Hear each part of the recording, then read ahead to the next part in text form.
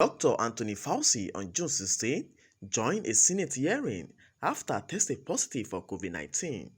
Fauci, 81, President Joe Biden's chief medical advisor, tested positive on Wednesday. The National Institute of Health, which employed Fauci, said the doctor was experiencing mild symptoms.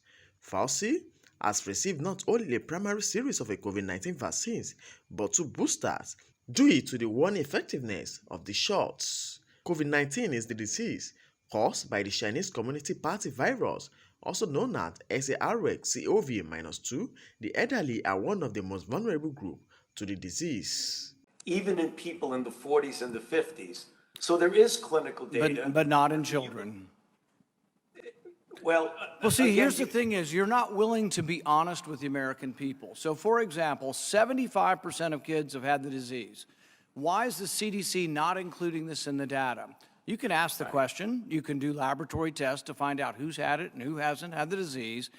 What is the incidence of hospitalization and death for children who've been infected with COVID, subsequently going to the hospital or dying? What is the possibility if your kid has had COVID, which is 75% of the country's had COVID, what is the chance that my child's going to the hospital or dying?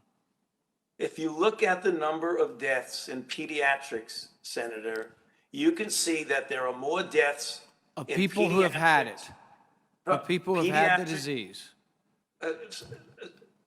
Senator, we also know from other studies that the optimal degree of protection when you get infection is to get vaccinated after infection. And in fact, showing reinfection in the era of Omicron and the sublineages, that vaccination... But you can't answer the question I asked. The question I ask is how many kids are dying and how many kids are going to the hospital who've already had COVID? The answer may be zero, but you're not even giving us the data because you have so much wanted to protect everybody from all the data because we're not smart enough to look at the data. When you released data earlier, when the CDC released the data, they left out the category of 18 to 49 on whether or not there was a health benefit for adults 18 to 49. Why was it left out? When critics finally complained, it was finally included because there was no health benefit from taking a booster between the 18 to 49 and the CDC study.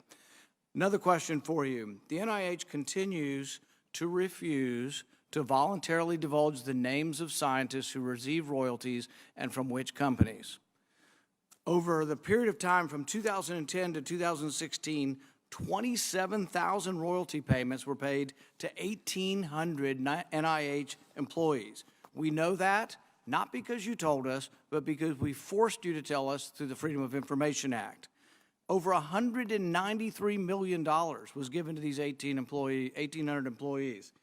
Can you tell me that you have not received a royalty from any entity that you ever oversaw the distribution of money in research grants?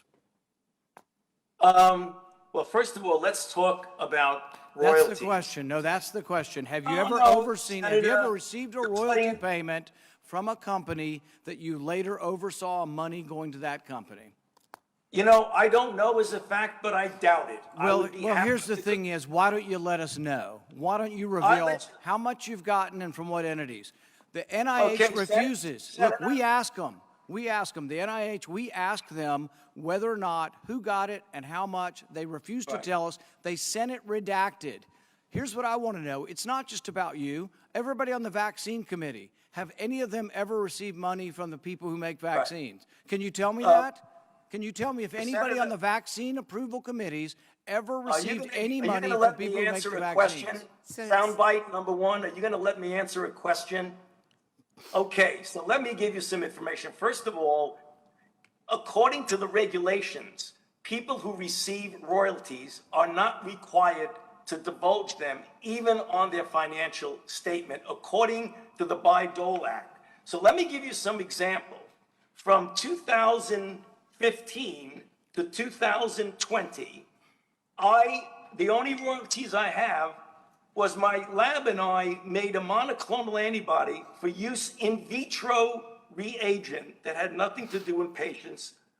And during that period of time, my royalties ranged from $21 a year to $700 a year, and the average per year was $191.46. It's all Get that it's all Senate- redacted, and you can't get any information on the Senator 1,800 Paul, scientists. your time is So long. we want to know whether Senator or not Paul. people got money from the people who made the manufacturer. Senator Paul, your time is long over expired. I gave you an additional 2.5 minutes. The witness has responded. We are going to move on. Senator Sanders. So many people. This is a real syndrome. It's a real problem, and it's something we really need to get to the bottom of. There are two tracks that are going on. One is a broad cohort track, which many people refer to as the Recover program, where large cohorts of individuals are now being followed in long range to determine the incidence, the prevalence, and hopefully learn about the pathogenesis of this real syndrome. They are now accumulating very large numbers of individuals. One of the problems, Senator, is that there is no yet identifiable pathogenic process. So people ask, why aren't you treating it? What are you doing for it? It's very, very difficult to do that because this is a heterogeneous syndrome. As you probably know from the people that now are, essentially addressing your own office because of your own personal involvement. But there are other things that are going on simultaneously. For example, there's a pediatric research immune network called PRISM, which is looking at this in children, particularly children that might have the multisystem inflammatory syndrome of children.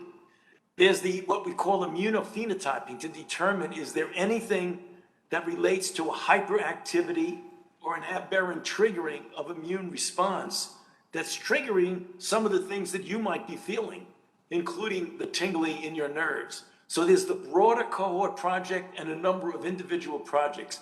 I do hope, and I say that sincerely, because there are so many people now, when you talk about the tens and tens of millions of people who have COVID in this country, that even a small percentage, and I'm not so sure it's that small, who wind up with varying degrees of long COVID, we have to address this problem, find out the underlying mechanism, and do something about it. Thank you. Dr. Fauci, thank you so much, and I yield back. Senator Hickenlooper. Thank you. All right, Senator Rosen.